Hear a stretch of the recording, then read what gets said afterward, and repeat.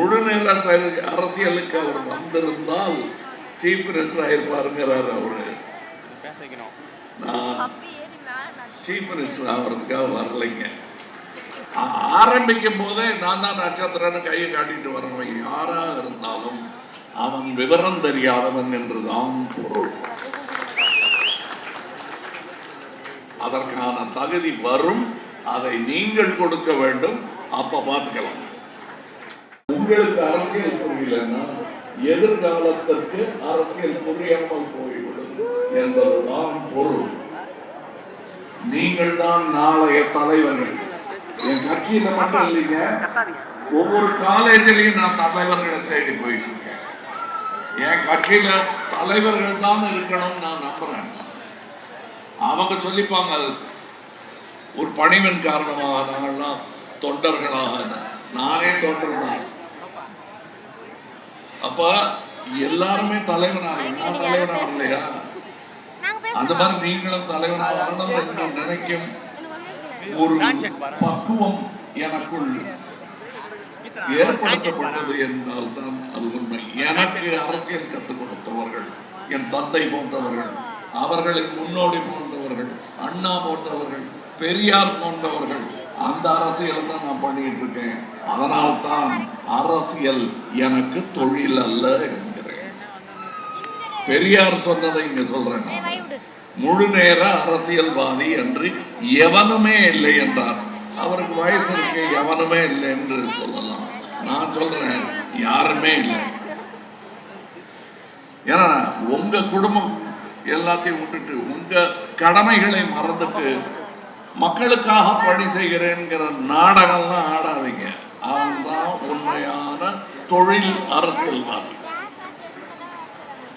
மக்கள் சேவை என்பது ஒவ்வொருத்தருடைய கடமை. உங்க காலேஜில் ஒரு இடத்துல அசிங்கமா ஏதாவது குப்பை கிடந்ததுன்னா பொறுக்கி போடுறது உங்க கடமை நீங்க நினைக்கிறீங்கல்ல. உங்க காலேஜில் ஒரு தப்பு நடந்தா அதை தட்டி கேட்க வேண்டியது உங்க கடமைன்னு நீங்க நினைக்கிறீங்கல்ல. அந்த மாதிரி நீங்க நாட்டையும் நினைச்சிட்டீங்கன்னா நாடு இப்படி இருக்காது.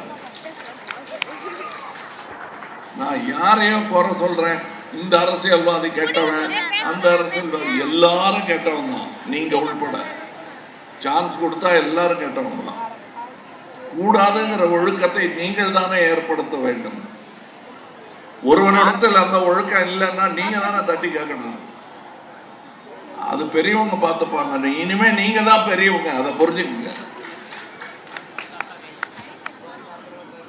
ஏன்னா எத்தனை நாள் நீங்க எப்படி காலேஜுக்கு போக ஏதோ வழின்னு தினமா கேட்டுக்கிட்டு இருக்க முடியும்? தெரிஞ்ச வழி நீங்க தான் தைரியமா நடந்து போகணும். உங்களுக்கு எல்லாரும் காட்டிட்டாங்க. இந்தியா செல்ல வேண்டிய வழி என்பது உங்களுக்கே தெரியும், உங்கள் பாடங்களில் வருகிறது. நீங்க தான் அதை இட்டுக்கிட்டு போறவங்களே தவிர நாங்கெல்லாம் உங்களுக்கு வழி சொல்ல காத்திருக்கோம். அதை ஞாபகம் வச்சுக்கோங்க. இப்ப எங்க கட்சியில இருக்கிறவங்க படித்தவர்கள் நிறைய பேர் இருக்கிறாங்க, என்ன மாதிரி படிக்காதவங்களும் இருக்காங்க. ஆனா எங்களை எல்லாம் ஒன்றாக இணைக்கும் ஒரே விஷயம் என்ன தெரியுமா? ஏதாவது ஒண்ணு நான் பொழைச்சிட்டேன், ஆனா என்னை சுத்தி இருக்கும் மக்களுக்கு ஏதாவது ஒண்ணு செஞ்சுட்டு தான் போகணும். டெய்லி இங்க குழியா இருக்கு, குண்டா இருக்கு, இங்க ஊழல் இருக்குன்னு சொல்லிட்டு இருக்கிறது போதாது. நான் அதில் எந்த அளவுக்கு பங்காற்றி இருக்கிறேன். என் ரோடு பள்ளமா இருக்குன்னா அதுக்கு நான் காரணமா என்று யோசித்து பாருங்கள். கண்டிப்பா நீங்களும் காரணம். எங்க அரசியல்வாதி மோசமா இருக்கான், அவன் லஞ்சம் வாங்குறான் அப்படின்னா அதுல உங்க கையும் இருக்கு. கொடுக்கிற கை இருந்தா தான் வாங்குற கை நீளம். ஞாபகம் வச்சுக்கங்க. அப்படி இருக்கும்போது அப்ப எல்லாரும் நல்லவங்க தானே, நம்ம வேலையை பார்த்துட்டு சந்தோஷமா இருந்துடலாம்னா இருக்க முடியாது. டெய்லி பசிக்கும், டெய்லி சாப்பிடணும். அதே மாதிரி ஒரு டெய்லி ருட்டீனாக இருக்க வேண்டும் உங்களுக்கு அரசியல். கவனிக்கவாவது செய்யுங்க. யாராவது பார்த்துப்பாங்கன்னு விட்டீங்கன்னா யாருமே பார்த்துக்க மாட்டாங்க. திடீர்னு ஒரு நாளைக்கு தலையில இடி விழும்போது தெரியும். ஏன் விழுதுன்னு கேட்பேங்க. ஓ, நீங்களா தானே இங்க கீழே இருந்த மண்ணை வாரி தலையில தூக்கி போட்டீங்க, நீங்க தான் காரணம்னு சொல்லிட்டு போயிட்டே இருப்பான் வழிபோக்கன். உங்களுக்கு நான் சொல்லுவது நீங்கள் இந்த முழு நேர அரசியல் என்னங்கிறத நான் விளங்கி சொல்லிடுறேன்.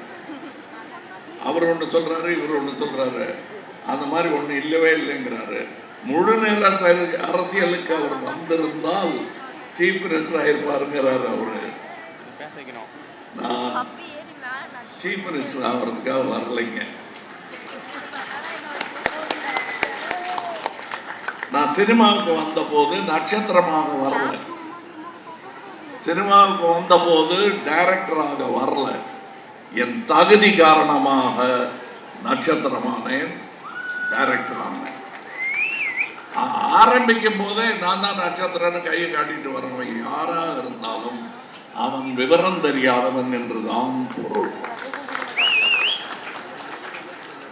அதற்கான தகுதி வரும், அதை நீங்கள் கொடுக்க வேண்டும். அப்ப பார்த்துக்கலாம். அதுவரை நான் 45 வருடங்களாக என்ன செய்து கொண்டிருந்தேனோ அதை தொடர்ந்து செய்வேன் என் மக்களுக்காக. தவிர்க்க முடியாத தம்ப்நெயில்ஸ், கலக்கலான கண்டென்ட்ஸ், சினிமாவும் சீரியஸ் பிரச்சனைகளும், பல வருடங்கள் இடைவெளிக்கு பிறகு இந்த படத்துல ஒரு கலகலப்பும் கைகலப்பும். போயிட்டே தான் இருக்காரே தவிர பிரேக்கே இல்லாமல் பிரேக்கிங் நியூஸ் சொல்லும் தந்தி டிவி ஆப். இன்ஸ்டா தலைமுறை வரை இறங்கி அடிக்கும் தந்தி டிவியின் டிஜிட்டல் எக்ஸ்க்ளூசிவ். அது தண்ணிக்குள்ள போகும்போது ஹேங் ஆயிடுச்சு. உங்களுக்கு விஜய் சார் எந்த அளவுக்கு ரொம்ப பிடிக்கும்? Of course, Malayalis are huge Vijay sir fans. ரெண்டு பேருமே ரொம்ப பிடிக்கும் எனக்கு. தந்தி டிவி ஆப்பை இலவசமா டவுன்லோட் செய்யுங்க. ஃபாலோ பண்ணுங்க, சப்ஸ்கிரைப் பண்ணுங்க, என்ஜாய் பண்ணுங்க.